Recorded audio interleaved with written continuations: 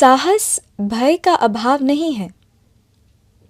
साहस भय के होने के बावजूद सही कर सकने की क्षमता है। नमस्कार, मेरा नाम है अनूर्वी मेहरा और आप मुझे सुन रहे हैं हाय ऑन साहित्य पर। अब मैं आपसे साझा करने वाली हूँ रेत की मछली का दूसरा अध्याय। मगर आगे बढ़ने से पहले मैं आपको याद दिलाना चाहूँगी कि अध्याय के अंत में अध्याय से ही संबंधित अपने विचार मैं डिस्कशन सेक्शन में आपके सामने रखूँगी और आशा करती हूँ कि इस अध्याय को सुनने के बाद आपकी जो भी प्रतिक्रिया है, मेरे विचार सुनने के बाद आपकी सहमति या असहमति आप कमेंट सेक्शन में मुझे ज़रूर बताएंगे। इसी के साथ पेश है रेत की मछली का दूसरा अध्याय। नींद टूटी तो थोड़ी देर तक मैं समझ ही नहीं पाई कि सुबह हो चुकी है या रात उतरने वाली है। कुछ देर बाद ही मैं सुस्थिर हो पाई। मानसिक क्लांति के कारण संभवतः सारे दिन मैं सोती रही थी। धूप बिल्कुल जा चुकी थी। आकाश पर रोशनी के अंतिम लक्षण बीतने वाले थे। मैं चौंक कर उठ बैठी। पलंग के पास की छोटी मेज़ पर मेरी वह डायरी पड़ी हुई थी जिसे पढ़ते पढ़ते मैं थककर सो गई थी। पर्दा हटा हटा कर आगे बढ़ते हवा के हाथ उसके पन्ने उलट पलट जाते थे। जो पन्ना खुला हुआ था उसकी तारीख चमक रही थी, 14 मार्च 1963। तिथि के नीचे गांधी के शब्द छपे थे। प्यार किए बिना हम कुछ नहीं कर सकते। प्यार से ही त्याग की भावना आती है और त्याग ही मानव को सच्चे अर्थों में मानवीय बनाता है, स्वार्थ से उठाता है। क्या सचमुच उठाता है? क्या सचमुच मानवीय बनाता है? तभी दरवाजे पर आहट हुई। मैं थोड़ा चौंक सा गई। यंत्रवत मैंने डायरी बंद कर ली और उसे छुपाने जा रही थी कि कुमुद अंदर आ गई। उसने देखा और अचानक जोर से बोली, ए यू नॉटी, क्या छुपाया जा रहा है?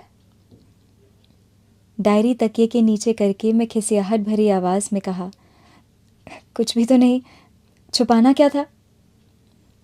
कुमुद ने अपना बैग पलंग पर फेंका और तकिए की ओर झपटी, लेकिन मैंने डायरी उसके हाथ में जाने नहीं दी। काफी देर तक छीना झपटी के बाद शायद वह उब गई। झल्लाकर बोली, जा हट, मर, छुपा ले, मत दिखा। फिर स्वस्थ होकर बोली, देवी जी, कुछ चाय वाय हुई या नहीं? हल्का सा अपराध का भाव मन में उभरा। मैं देर तक सोई रही। कुमुद ऑफिस से थकी हुई आई होगी।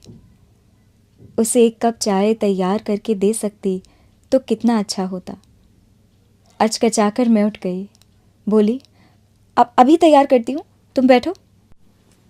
अरे पागल हुई हो, मैं ही बनाती हूँ, कहकर कुमुद बरामदे में एक कोने में बनी हुई रसोई में खड़ी हो चाय बनाने लगी। इच्छा हुई कि डायरी के अधूरे छोड़े हुए पन्ने फिर खोल लूँ, लेकिन वैसा कर नहीं सकी।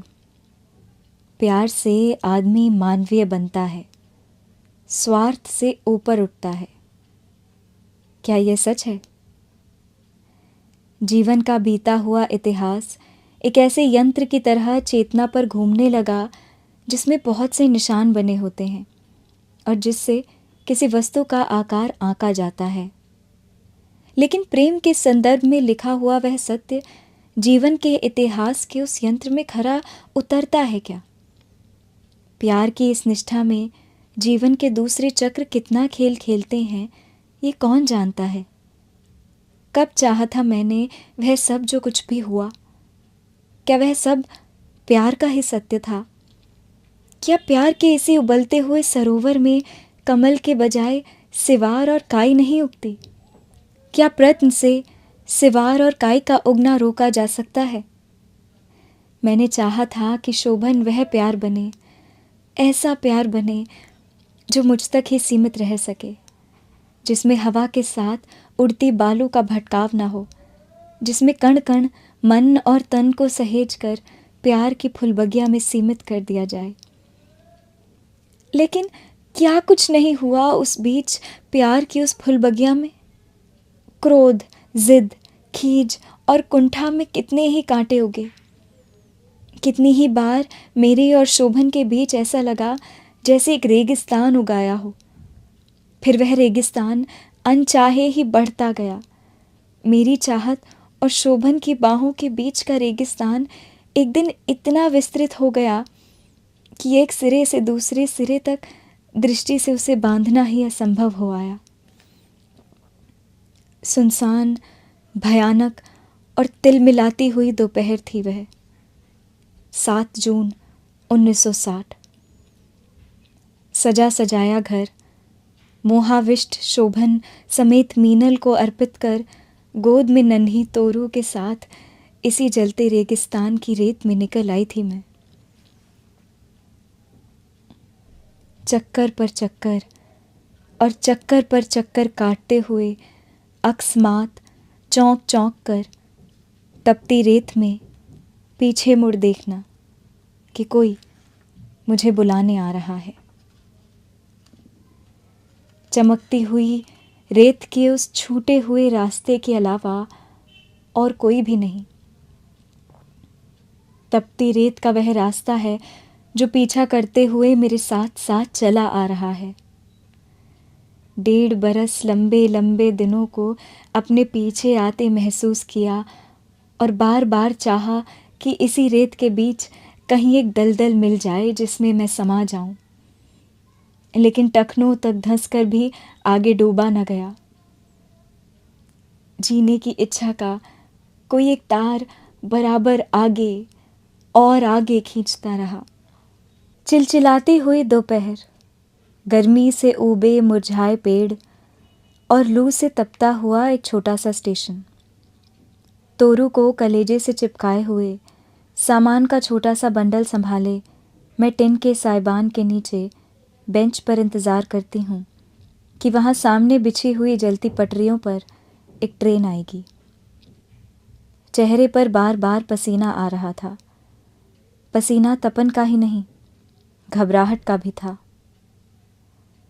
कैसे आ गई मैं यहाँ तक, बिल्कुल अकेले? कहीं कोई परिचित मिल गया तो क्या होगा? क्या सोचेगा वह? घर पर लौटकर माँ और पिता से क्या कहेगा? सोचती कि इस सीमेंट के प्लेटफॉर्म पर ही रेत का वह विस्तार पैदा हो जाए जिसमें फंसकर मैं डूब जाऊं। घबराहट हटाने के लिए मैं इधर उधर ध्यान बटाने लगी। देखा, तोरू के चेहरे और नन्हे नन्हे हाथों पर पसीना झलक आया है। पसीना पोंछा, उसे लू से बचाने के लिए पानी पिलाया और फिर रुमाल टटोल कर देखा कि सावधानी से टिकट बंधा है। मृग तृष्णा के वे दिन भी कैसे बीते थे। बच्ची बहुत छोटी थी जब मैं उसे लेकर अकेलेपन के रेगिस्तान के इस पार माँ के पास लौट आई थी। सोचा था शायद कभी खोया हुआ प्यार लौटे, शायद कभी दूसरी बार फूल बगिया की रात रानी की गंध का झोंका आए, शायद फिर कभी नांद के पानी में उगाया कमल मेरी आँखों को परस जाए और 2 बाहों के बीच नया जीवन उगे। लेकिन मृग तृष्णा बदली नहीं। चाहा हुआ सच नहीं हुआ। 2 बरस रेत में भटक भटक कर आखिर इस प्लेटफॉर्म पर आ पहुंचे। ट्रेन आ रही थी। छोटे प्लेटफॉर्म पर हलचल शुरू हो गई थी। गिने चुने कुली ट्रेन के इंतज़ार में आकर खड़े हो गए थे। 10-12 मुसाफिर सामान सहेजने और भाग दौड़ करने लगे थे। मैं क्या सहेजूं? सब कुछ बिखरने के बाद अब जो जी विशा के 2 कण मेरे आंचल में बचे थे, उन्हें मणि की तरह सहेज कर मैं खड़ी हो गई। एक कुली ने मेरे करीब ठिठक कर कहना चाहा कि मुझे उसकी ज़रूरत है या नहीं, लेकिन फिर कुछ सोचकर दूसरी ओर चला गया। चमकती हुई धूप में क्षितिज के पास, जहाँ दोनों पटरियों ने मिलकर सुई की नोक जैसी बना ली थी, वहाँ एक काला बिंदु उभर कर डरावने ढंग से बड़ा होता जा रहा था। जैसे जैसे वह काला बिंदु बड़ा होता गया, उस छोटे से स्टेशन के टिन के साइबान में कपकपी भरती गई। प्लेटफॉर्म के सिरे तक पहुँचते पहुँचते ट्रेन का वह विराट आकार इतना भयानक हो उठा कि मन दहल गया। 2 क्षणों में इंजन दहाड़ता हुआ धरती कपाता मेरे पास से गुजर गया। ट्रेन धीरे धीरे रुकी। एक जगह मुझे हल्की निराशा भी हुई कि वहाँ भीड़ क्यों नहीं है। उस समय भीड़ का ना होना मुझे बहुत सहज नहीं लगा। 2 बरस पहले इसी स्टेशन पर एक गाड़ी रुकी थी। ठीक इसी तरह उस दिन भी यह छोटा सा स्टेशन इसी तरह उजाड़ था। सूने प्लेटफॉर्म पर बनी बेंचें इसी तरह वीरान पड़ी थी। वह ट्रेन मुझे जैसे बलात् किसी असहाय की तरह प्लेटफॉर्म पर धकेल कर दहाड़ती हुई चली गई थी। एक क्षण के लिए मैं समझ ही नहीं पाई थी कि सामने खड़ी माँ और पिताजी से मैं क्या कहूँ। वे भी शायद मेरी तरह उद्वेलित थे। बम्बई से यहाँ तक के इस लंबे सफ़र से कहीं ज़्यादा गहरी कुछ और बातें थी जो कही नहीं गई, लेकिन सुनी और समझी गई। मेरा श्रीहीन और सौभाग्य विहीन होकर लौटा चेहरा स्नेहसिक्त पिता की आंखों में झलक आया था। शब्द पास नहीं थे कि वे बेटी की यातना को व्यक्त कर पाते, क्योंकि बेटी की यातना उनका अपना भोग भी थी। शब्द तो किसी के पास नहीं थे, मेरे पास भी नहीं, माँ के पास भी नहीं, और तोरू तो थी ही अभी बेजुबान, अश्रुसिक्त। थोड़े दिन बाद मुझे एक जगह काम मिल गया था। जहाँ काम मिला था वह दफ्तर कोई 25 मील दूर शहर में था। हर मौसम की मार झेलती हुई 25 मील की वह दूरी हर रोज़ तय करती थी। हर रोज़ नापी जाती वह दूरी लंबे लंबे 8 घंटों के काम के बीच ऐसे लगती जैसे मैं सिसिफस हूँ, जो पत्थर की चट्टान ढकेलता हुआ पहाड़ की चोटी तक ले जाता है और चट्टान फिर नीचे लुढ़क आती है। सिसिफस के हाथ से छूटी वह चट्टान मेरे सीने पर आकर गिरती थी।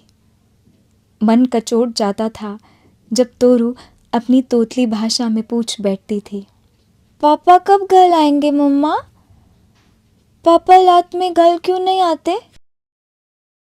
वे शब्द कहाँ थे मेरे पास जो बता पाते कि पापा घर क्यों नहीं आते, और ये कि जिसे घर कहा जाए वह कहाँ है। तोरू के वाक्य मन में घुमड़ते रहते और नींद भाप की तरह उड़ जाती। सारी रात इधर से उधर करवटें बदलते बीतती। नींद और शांति जैसे खोजे भी नहीं मिल पाती थी। शांति मिलती भी तो कैसे? मन की शांति को गमलों में उगाया तो नहीं जा सकता। शांति धूप की किरण भी तो नहीं कि जो खिड़की खोलते ही अंदर आ जाए। 2 बरस लगातार अशांति के इस जलते रेगिस्तान में नंगे पांव घिसटती रही। 2 लंबे बरस तन को धीरे धीरे धुनते गए। चलते चलते लगता जैसे आंखों में अंधेरा छा रहा है और पेशियों का तनाव टूट जाने वाला है। माँ कहती कि मेरा चेहरा पीला हो आया है और मैं सूख गई हूँ। इलाज करना होगा। लेकिन इलाज कैसा? किसका? तन के रोग का इलाज होता है, मन के रोग का इलाज? यातनाओं की उस धुंध में एक दिन मैंने सोचा कि मुझे बंबई जाना होगा। 16 मार्च 1932। डायरी में तारीख पड़ी हुई है। पूरे पन्ने पर थके हाथों घसीट कर लिखा गया है, ऑफिस से 3 दिन की छुट्टी ली है, बंबई जाना है, जाना ही होगा, उपाय कोई नहीं है। तोरू, तोरू, तू क्या समझ सकती है मन का रोग क्या होता है? मन मर जाए तो तन का जीना कैसा होता है? तोरू, तू क्या समझ सकती है कि आगे क्या होगा? मेरा तो बस नहीं, मैं तेरी माँ हूँ, तू समझ सकती है मेरी बात को। 16 मार्च 1962। डायरी की उस अस्फुट लिखावट पर उस वीरान प्लेटफॉर्म से छूटी हुई गाड़ी के पहिए के निशान हैं। एक गहरा धक्का लगा था जैसे ही मैंने ट्रेन पर पाँव रखा था। ऐसा लगा था जैसे कि ट्रेन पर मैं चढ़ी नहीं, बल्कि किसी गहराई में गिरा दी गई हूँ। बम्बई जाने वाली उस एक्सप्रेस ट्रेन पर बैठे बैठे अनगिनत क्षणों के छोरहीन क्रम तक फैले हुए विक्रांत जीवन की सहस्रों परछाइयाँ मेरे मानस पर ट्रेन के देखते दृश्यों की तरह उभरती मिटती रहीं। बहुत तीखी प्यास लगाई थी, लेकिन मन टूटा हुआ था, उठा नहीं जा सका।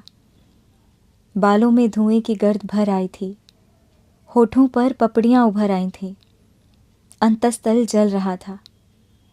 तोरू सो गई थी। कितनी सहज निस्संग निद्रा थी उस अबोध की। चेहरे की ओर देखकर मेरा मन कचोट गया। रास्ते भर गाड़ी से एक बार भी नहीं उतरी कि कहीं ये गाड़ी भी उनकी तरह मुझे छोड़कर बढ़ न जाए और मैं पीछे अकेली छूट जाऊं। नितांत अकेली। किसी तरह दौड़ लगाते लगाते अंत में दुश्चिंताओं से लंबे क्रम को पार कर गाड़ी बम्बई पहुंच गई। एक क्षण के लिए लगा कि मैं नीचे नहीं उतर सकती, उतरने का साहस नहीं है।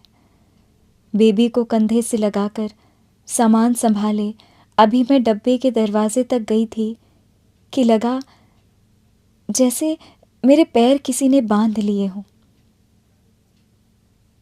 मैंने देखा, वही थे, बिल्कुल ठीक वही, शोभन। बेचैनी से प्लेटफॉर्म पर खड़े इधर उधर नजरें दौड़ाते हुए। तो शोभन आ गए। ये सच है या दिवा स्वप्न? वह जिद, कठोरता, निर्ममता, सब कुछ यूं घुल जाएगी ऐसा सोच नहीं पाई थी। मन आर्द्र होने आया, आंखें गीली हो गईं।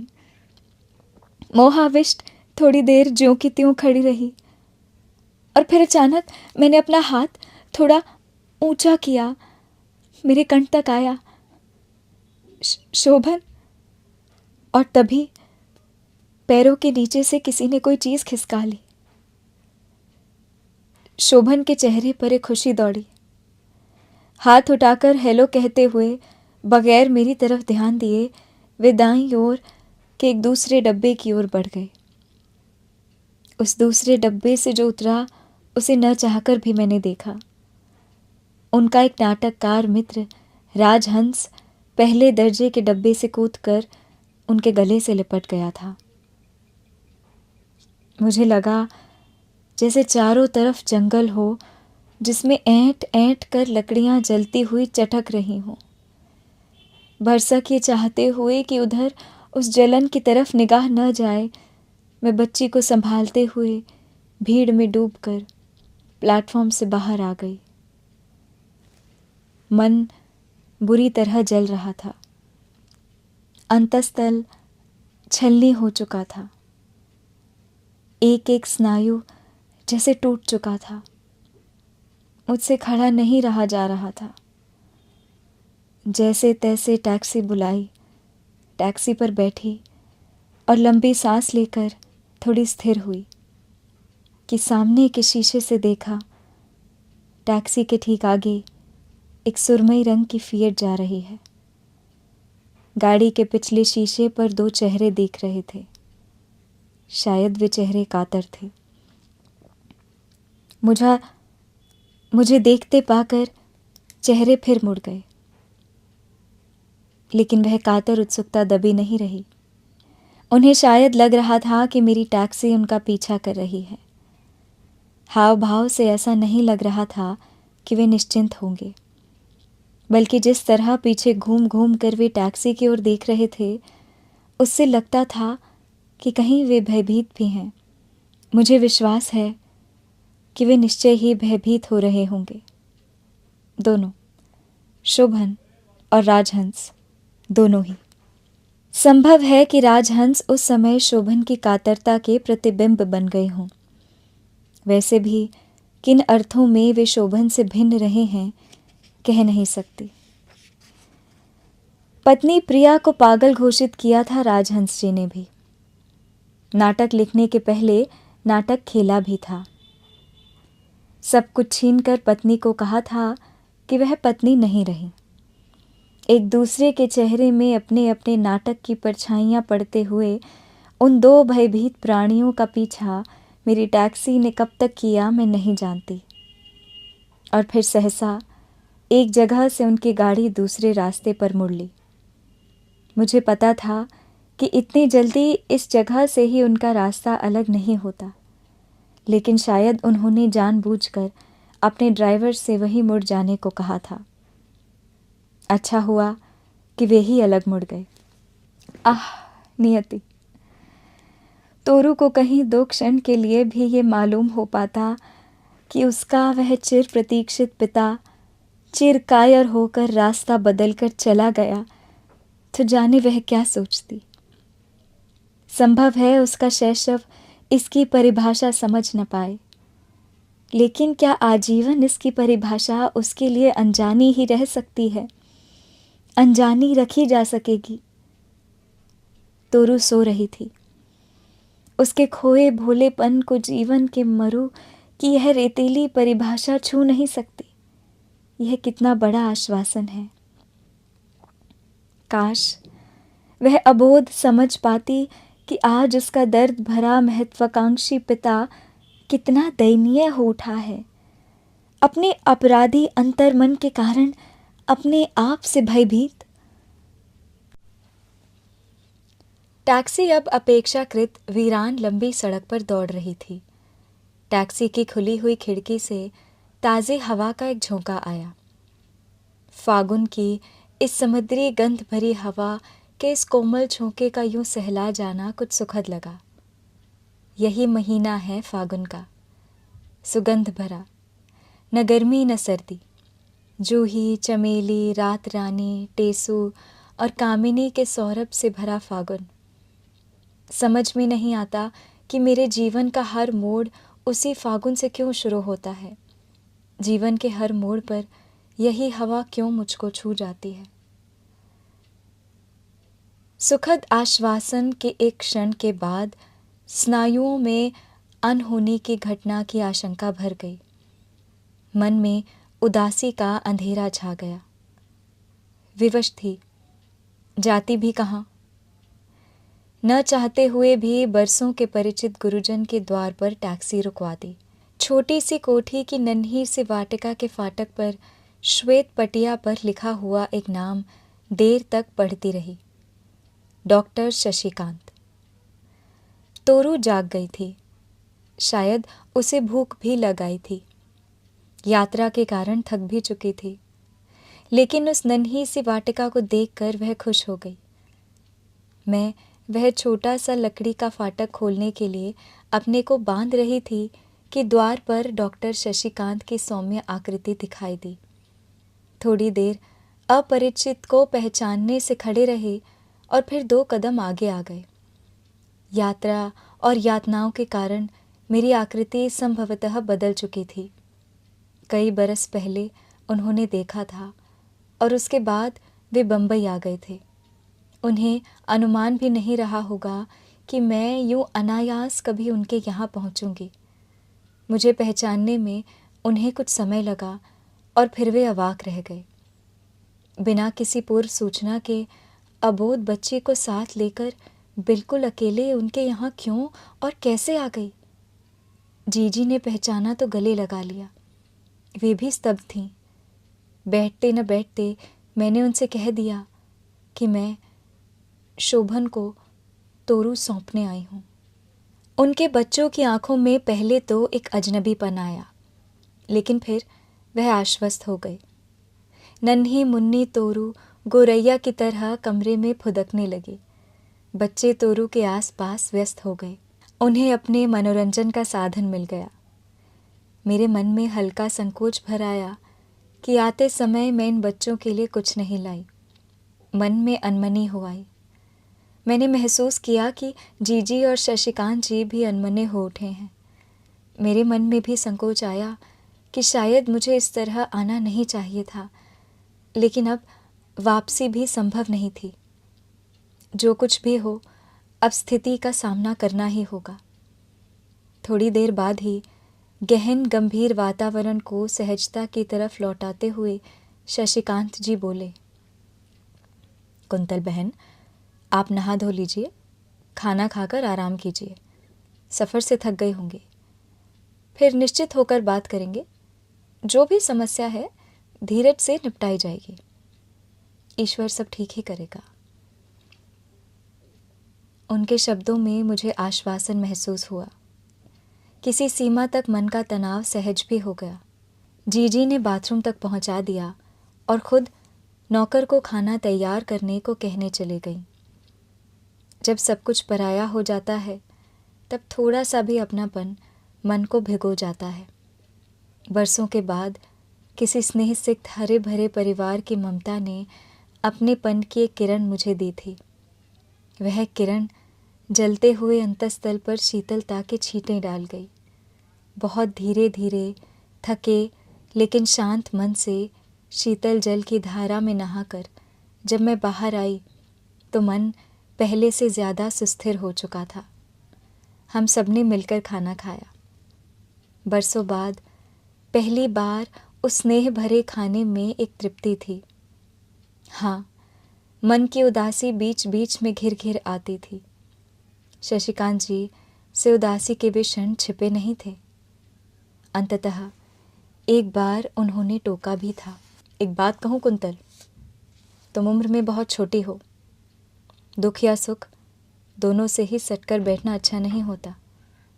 सुख से ज़्यादा लिपट कर बैठने से सुख के अपरिचय का आनंद नहीं रहता, वह उकता देता है, और दुख से ज़्यादा लिपटने पर वह अंतस्तल को खा जाता है।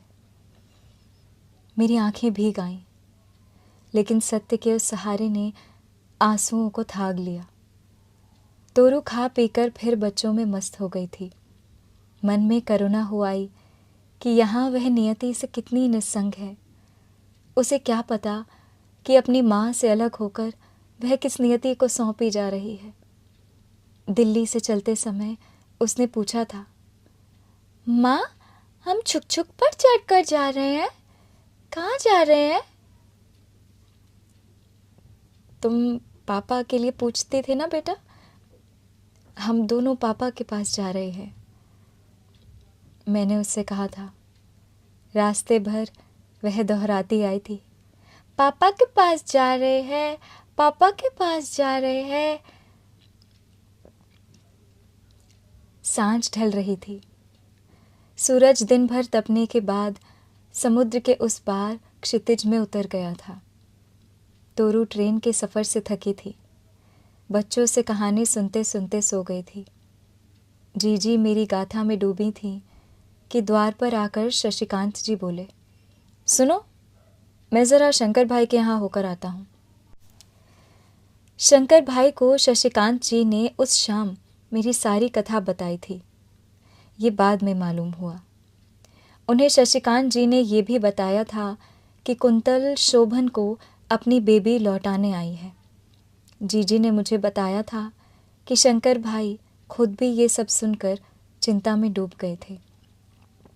इसके आगे की गाथा से मेरा परिचय सीधा नहीं है। मुझे जीजी के पास छोड़कर शशिकांत जी बहुत रात गए तक बाहर ही रहे, जाने कहाँ कहाँ भटके। आशंकाओं और दुश्चिंताओं के अंधेरे में करवट लेती मैं उन क्षणों में क्या बीता नहीं जान पाई थी। बहुत बाद में एक एक अंश जोड़कर उन कुछ घंटों की नितांत नाटकीय गाथा पूरी हुई थी। शशिकांत जी का स्वभाव गंभीर था। उन्होंने कम ही बताया, लेकिन शंकर भाई ने उत्तेजना के उत्साह में एक एक बात सुना दी थी। शशिकांत जी से सब कुछ सुनकर शंकर भाई भी स्तब्ध हो गए थे। फिर उन्होंने ही सुझाया था कि अच्छा हो, जो कुछ बात होगी वह शोभन से अभी इसी समय हो जाए। रात को ही टैक्सी लेकर वे दोनों वहाँ से कोई 15 मील दूर शोभन के घर पहुँच गए थे। शोभन शशिकांत जी और शंकर भाई को देखकर किसी सीमा तक आतंकित हो उठे थे। शोभन अपने एक मित्र के साथ बैठे उत्तेजित स्वरों में कुछ कह रहे थे। मीनल सामने खड़ी थी। मीनल का अंतिम वाक्य शशिकांत जी ने जो सुना, उससे यह अनुमान लगाना कठिन नहीं था कि उत्तेजित वातावरण में बातचीत का केंद्र कुंतल ही थी। शोभन संकोचवश आगे नहीं बोल सके, लेकिन मीनल अपने वश में नहीं थी। शंकर भाई और शशिकांत जी की उपस्थिति के बावजूद उसने कह डाला कि कुंतल फिर कोई नया विस्फोट करने आई है। वह पागल है और कुछ भी कर सकती है। शोभन की खामोशी से ही मीनल में थोड़ा अंतर आया। अपने क्षोभ का उबाल उतार कर वह चुप हो गई।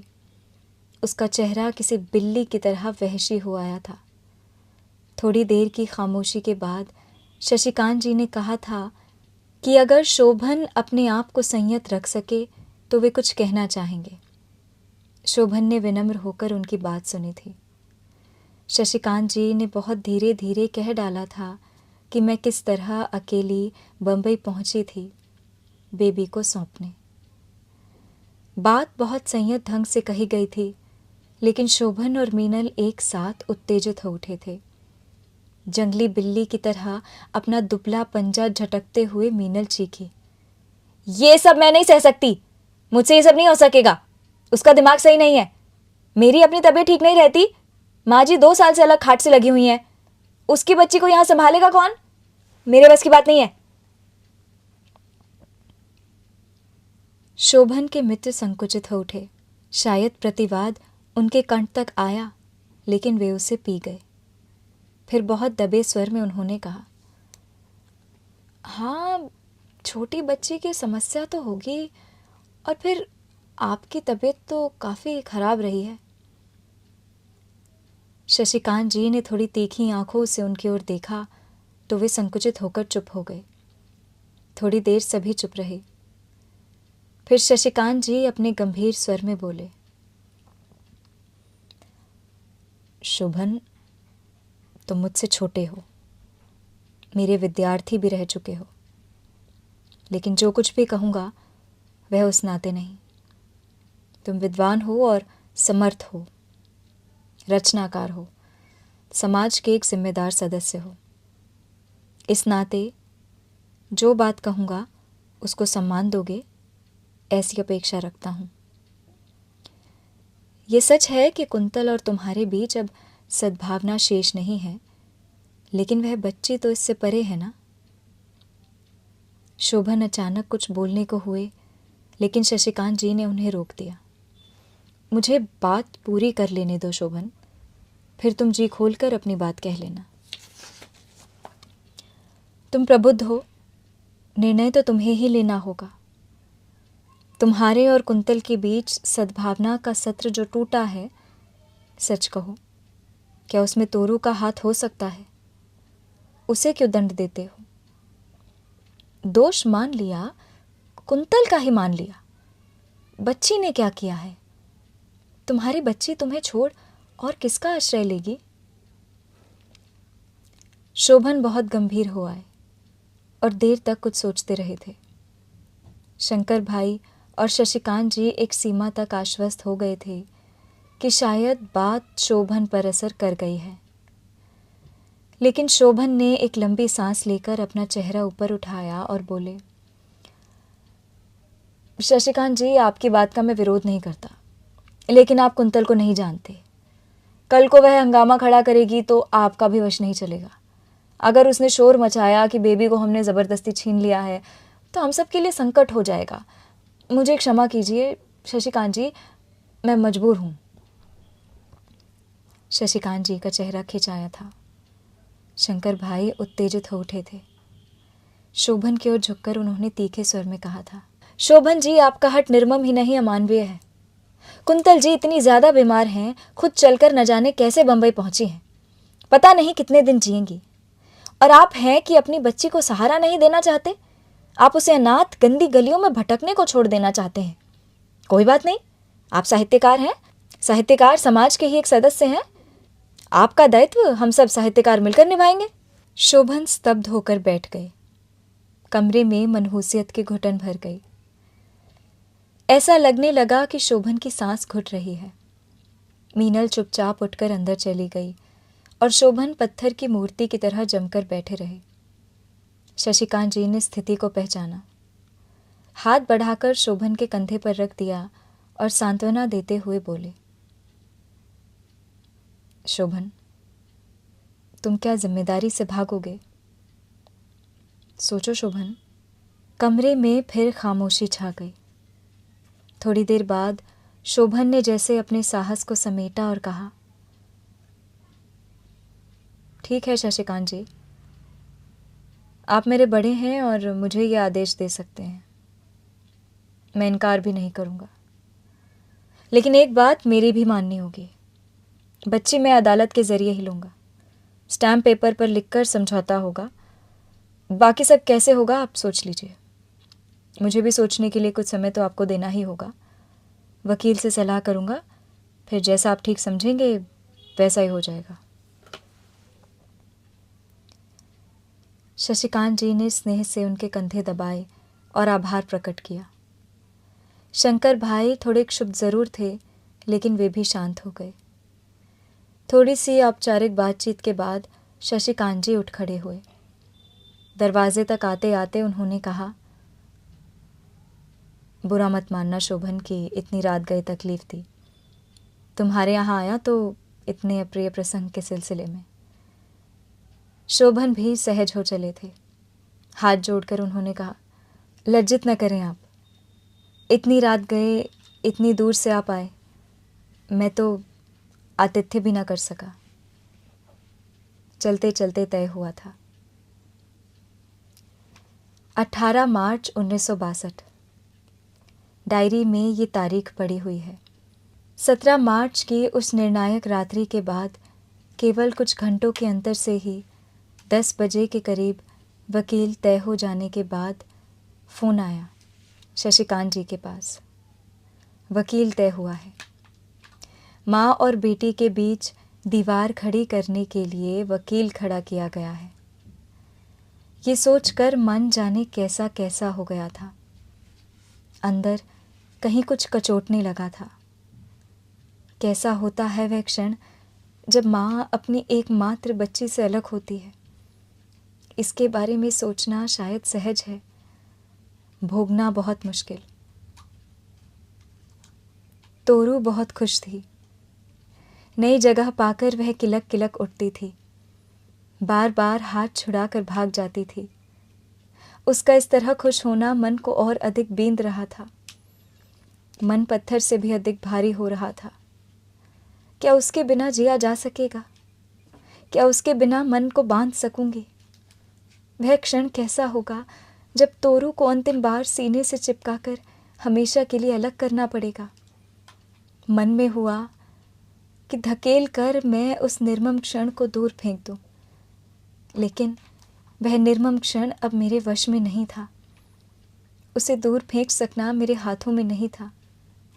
जैसे विवशता की एक लंबी रस्सी बराबर फंदे की तरह गले में कसती जा रही थी। फोन आ चुका था।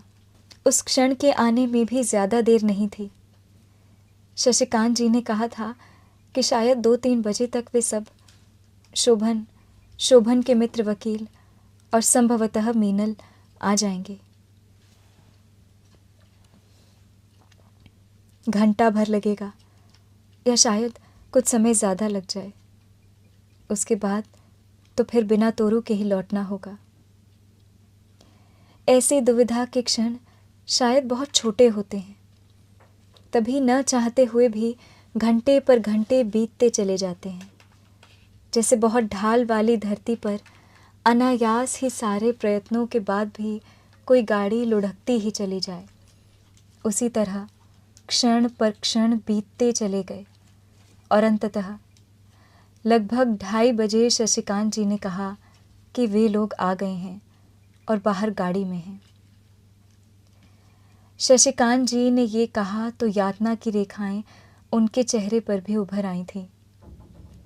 मुझे पता था कि इस तरह तोरू के माँ से अलग होने में अपना भी योगदान समझकर वे पीड़ित थे। सोचने का अब समय नहीं था। जो अंतिम क्षण मेरे भय का कारण था वह आ गया था। 17 मार्च 1962 से 18 मार्च 1962।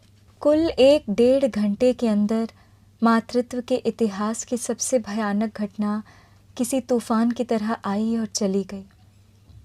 डायरी के इन पृष्ठों को देखकर विश्वास नहीं होता कि जीवन की इतनी कठिन परीक्षा कौन सा हृदय दे सकता होगा।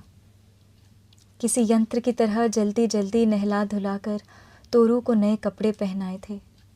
उसकी प्रसन्नता की सीमा नहीं थी। छोटी सी वह बच्ची ये ज़रूर समझ गई थी कि उसे कहीं जाना है, लेकिन कहाँ और किन परिस्थितियों में जाना होगा यह उसकी नन्ही समझ से बाहर था। उसकी खुशियों का क्रम टूट न जाए इसलिए बलात् मुस्कुराना भी पड़ रहा था। अजीब खामोशी और उदासी पूरे वातावरण में छाई हुई थी। हम सब सहमे और कुंठित थे। किसी में इतना साहस नहीं था कि एक दूसरे से कुछ बोले। शायद शब्द ही नहीं थे किसी के पास। शशिकांत जी ने शोभन को बाहर जाकर कह दिया था कि वे सब एक निश्चित जगह पहुँचे, बाकी सब वहीं आ जाएंगे। जाने के लिए टैक्सी आई तो अंतर्मन रो उठा। शंकर भाई साथ थे। शशिकांत जी, उनकी पत्नी और मैं तोरू के साथ टैक्सी की पिछली सीट पर। तोरू जापानी गुड़िया की तरह सामने की सीट के तकिए के सहारे खड़ी होकर किलकारियां भर रही थी। अचानक उसके एक वाक्य ने मेरे डूबते हुए मन को फिर धक्का दिया। तोतली भाषा में उसने पूछा, मम्मी, हम सब कहाँ जा रहे हैं? शशिकांत जी उसके बाल सहलाते हुए बोले, तोरू, तुम पापा के पास जाना चाहती थी ना? तोरू और ज़्यादा खुशी से उछलने लगी, लगातार दोहराने लगी, हम पापा के पास जाते हैं, हम पापा के पास जाते हैं। मुझे लगा कि मैं कान बंद कर लूं, पर यातना से जमी हुई बैठी रही।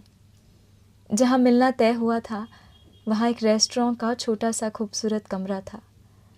हल्की हल्की रंगीन रोशनी में बहुत धीरे धीरे संगीत गूंज रहा था। मेज़ों पर लोग परिवेश से बिल्कुल निस्संग बैठे हुए धीरे धीरे बातें कर रहे थे। शोभन अभी आए नहीं थे। एक कोने में पहले ही रिजर्व की हुई 2 मेज़ों की तरफ शशिकांत जी हम लोगों को लेकर बढ़ गए। शोभन कोई 10 मिनट बाद पहुंचे। बहुत रूखे और औपचारिक नमस्कार के बाद बैठ गए। उनके साथ वाला अपरिचित आदमी उनका वकील था। बैठने के बाद एक खामोशी छा गई। तभी तोरू की आवाज़ आई, माँ, मेरे पापा कौन है? कहाँ है? ऐसा लगा जैसे शोभन की शिराओं में कंपन हुआ हो। वे कुछ अस्थिर से हो उठे। बोलना चाहकर भी कुछ बोल नहीं पाए। मैं जड़ हुई पत्थर से बैठी रही। शशिकांत जी ने परिस्थिति को संभाला। धीरे से बोले, ठहर जा बेटा, आते हैं अभी तेरे पापा। जाने क्यों मेरी आंखें भर आईं और मैंने देखा 2 पल रुककर शोभन अपनी कुर्सी से उठे और तोरू को उन्होंने बाहों में भर लिया। तोरू इस अनायास प्यार से सहम गई। उनकी बाहों से छूटने के लिए छटपटाने लगी। तभी शोभन ने कहा, मैं हूं तेरा पापा बेटे। स्वर से लगा कि वे थोड़े आर्द्र हो आए थे। तोरू ने उन्हें पापा के रूप में पहचाना तो पहले वह संकुचित हो मेरी ओर देखने लगी, फिर थोड़ी देर में सहज हो गई। मीठी आवाज में बोली, पापा, तुम हो मेरे पापा? अब वे स्वयं भी अस्थिर हो उठे थे। उनसे सहज नहीं हुआ गया। शंकर भाई और शशिकांत जी ने उन्हें संकट से उबारा। वकील की ओर झुककर बोले, आपने कागज़ तैयार कर लिया है? हाँ, कागज़ तो तैयार है, आप देख लीजिए, कहकर वकील ने कागज़ शशिकांत जी की ओर बढ़ा दिया। मोटे स्टैम्प पेपर पर बने टाइप किए हुए अक्षरों में क्या लिखा है, ये उस समय चाहकर भी मैं देख न सकी। कागज़ अभी पढ़ा जा रहा था कि शोभन के नाटककार मित्र राजहंस भी आ पहुँचे। मेरा मन और अधिक कुंठा से भर उठा। शशिकांत जी ने वह कागज़ उन्हें भी पढ़ाया। मैं जानती हूँ वह कागज़ वे पहले से ही पढ़ चुके होंगे, लेकिन फिर भी उन्होंने पढ़ने का नाटक किया। अंत में वह कागज़ शशिकांत जी ने मेरे सामने रख दिया। शब्दों पर मैंने निगाह जमाई, लेकिन पढ़ा कुछ भी न जा सका। आंखें तरल हो आई थी, शब्द तैर रहे थे और शब्दों के अर्थ जाने कहाँ डूब रहे थे। वैसे भी अब इन शब्दों का अर्थ मिल भी जाता तो क्या फ़ायदा था। जब जीवन का ही अर्थ खो चुका तो इन शब्दों का अर्थ खोजना व्यर्थ। कागज़ ज्यों का त्यों बिना पढ़े मैंने शंकर भाई को लौटा दिया। उस दिन रेस्टोरेंट के उस रहस्यमयी वातावरण में एक छोटे से जीवन की अंतिम निशानी तोरू शोभन को सौंपकर मैं कैसे घर आई थी ये नहीं पता। कागज़ों पर दस्तखत हुए थे। शंकर भाई, शशिकांत जी, श्रीमती शशिकांत, राजहंस, शोभन के वकील, मेरे और शोभन के सम्मिलित हस्ताक्षरों से युक्त वह कागज़ आज भी मेरे पास सुरक्षित है। कानून की नीरस शर्तें किस तरह एक जीवित इकाई को अपने आप में लपेट लेती हैं, ये मुझको अब मालूम हो सका। कागज़ में सिर्फ इतना था कि इतने दिन के विवाहित जीवन में तोरू एकमात्र संबंध बची थी, उसे मैं उन्हें सौंपती हूँ। इस बात का हक मुझको नहीं होगा कि मैं उसे कभी भी अपनी बेटी मानूं या अपने पास रखूं। साल में एक बार उसे देखने की अनुमति होगी, लेकिन बिना ये बताए हुए कि मैं उसकी माँ हूँ। मिलने का स्थान और समय शोभन की अनुमति से होगा। थोड़े से भारी भारी क्षणों में सब कुछ समाप्त हो गया, सब कुछ टूट गया। मैं समझ रही थी कि शोभन तोरू को क्यों इतना ज़्यादा प्यार कर रहे हैं। उन्हें पता था कि माँ से उसे अलग करके रख पाना दुष्कर होगा। बच्चे को लेकर सबसे पहले वे स्वयं ही रेस्टोरेंट से बाहर निकल गए। कार की ओर ले जाकर बोले, बेबी गाड़ी पर बैठोगी? तोरू खिल गई। तुम्हारी गाड़ी है पापा? हाँ बेटा, मेरी भी, तेरी भी। बैठोगी ना गाड़ी पर? कहते कहते उन्होंने कार का दरवाज़ा खोल दिया। तोरू पक्षी की तरह फुदक कर अंदर चली गई और अंदर से आवाज़ देती हुई बोली, तुम भी आओ ना पापा, मम्मी तुम भी आओ ना।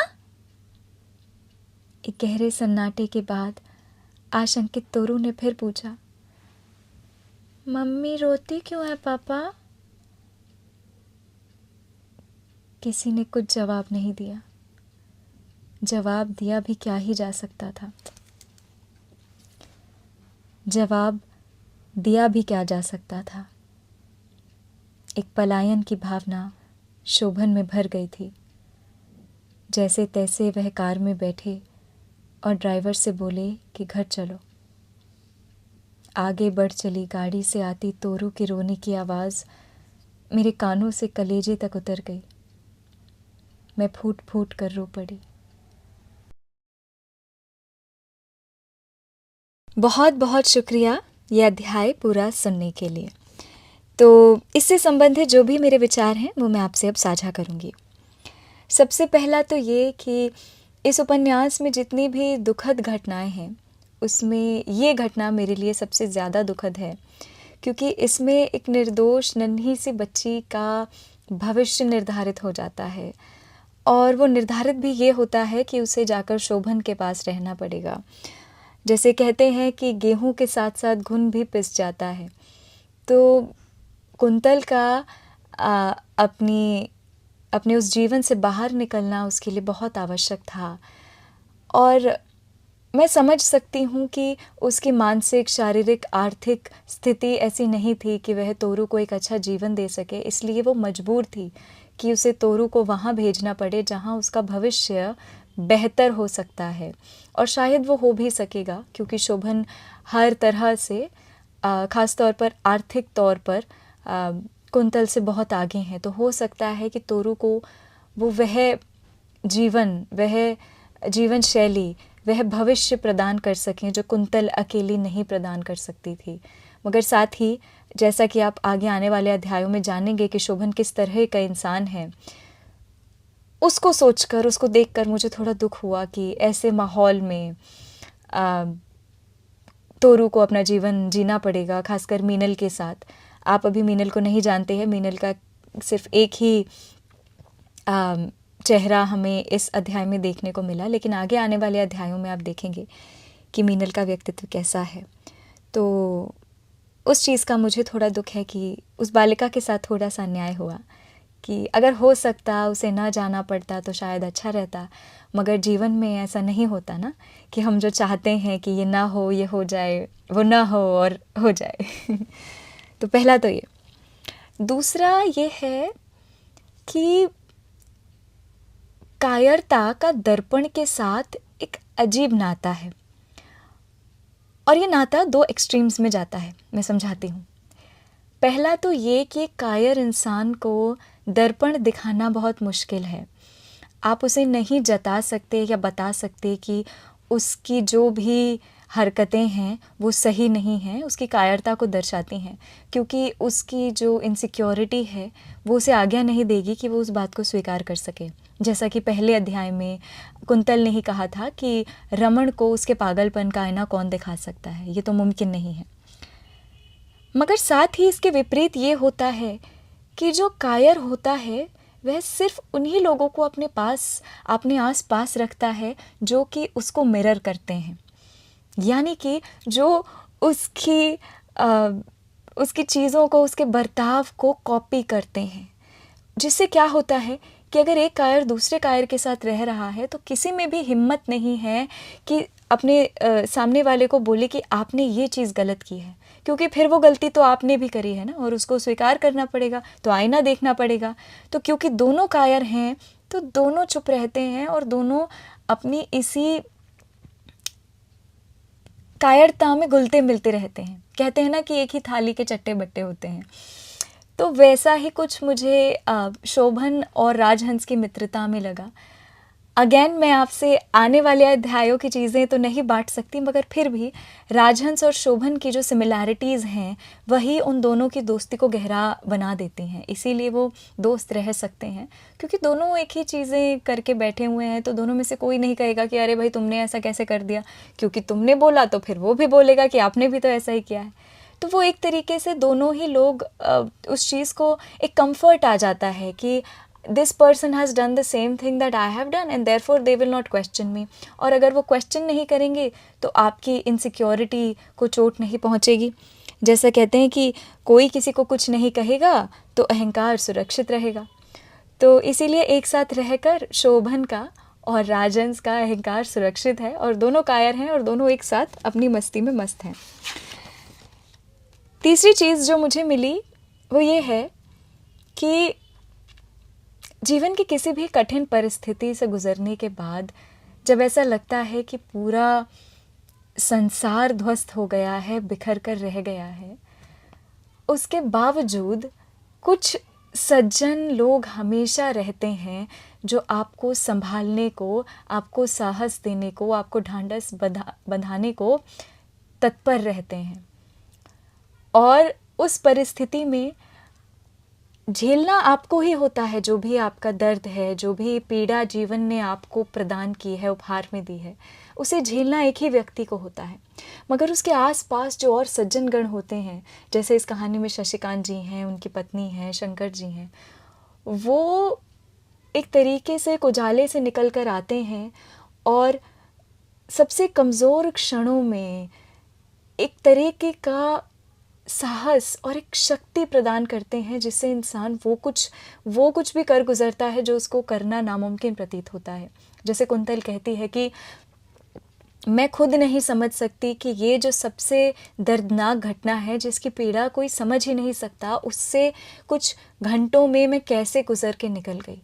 वो वैसे अकेली ही है जिसको ये पीड़ा झेलनी है, मगर अगर वो इस परिस्थिति में ऑब्जेक्टिवली अकेली होती, यानी उसके साथ शशिकांत जी, शंकर और उनकी पत्नी नहीं होते, तो उसके लिए ये काम जो था तोरू से अपने आप को अलग करने का, ये सिर्फ मुश्किल ही नहीं था, ये शायद नामुमकिन हो जाता। मगर उन लोगों ने उसको थामे रखा उस मुश्किल दौर से। हालांकि कुछ क्षणों के लिए ही आए, कुछ दिनों के लिए ही वो उसके जीवन में आए, लेकिन उस मुश्किल परिस्थिति से जिससे वो अकेले कभी नहीं गुजर पाती, उससे उसको गुजरने की हिम्मत दी। हिम्मत की बात करते हुए जो चौथा और सबसे ज़्यादा ज़रूरी मेरे लिए लेसन है, न सिर्फ इस उपन्यास से बल्कि जीवन से जो मैंने सीखा है, वो ये है कि ये जानते हुए कि सही करना सबसे मुश्किल कार्य करना है, उसे फिर भी कर देना ही साहस की निशानी होती है। चाहे हम मानसिक, शारीरिक तौर पर कितना भी कमज़ोर क्यों ना महसूस कर रहे हों, अगर हम सही निर्णय को देख सकें और उसे निश्चित करने का साहस हम बंधा सकें, अगर हम उस पर अमल कर सकें, वही शक्ति है, वही साहस है। If you're feeling weak and you still have the discernment to know what is the right thing, and if you can muster the strength to do that right thing, then what you have is courage. Then what you are is strong. यही चीज़ Nelson Mandela जी ने कही थी कि courage is not the absence of fear, it is a conquest of it. कि quintal ये जानती थी कि मेरे लिए ये सबसे ज़्यादा मुश्किल काम होगा कि मैं तोरू को अपने सीने से अलग करके शोभन को सौंप दूँ, मगर वो जानती थी कि मैं चाहे तोरू को कितना ही प्रेम, स्नेह, ममता न दे दूँ, मैं उसको एक अच्छा भविष्य तो बिल्कुल नहीं दे पाऊँगी, क्योंकि अभी मैं स्वयं को संभालने की स्थिति में नहीं हूँ, मेरी आर्थिक स्थिति इतनी अच्छी नहीं है, तो मैं तोरू का जीवन अंधेरे में नहीं धकेल सकती। तो उसके लिए उस क्षण में तोरू ही इकलौती एक सकारात्मक चीज़ थी जो कि वो अपने अंधेरे जीवन से लेकर आई थी।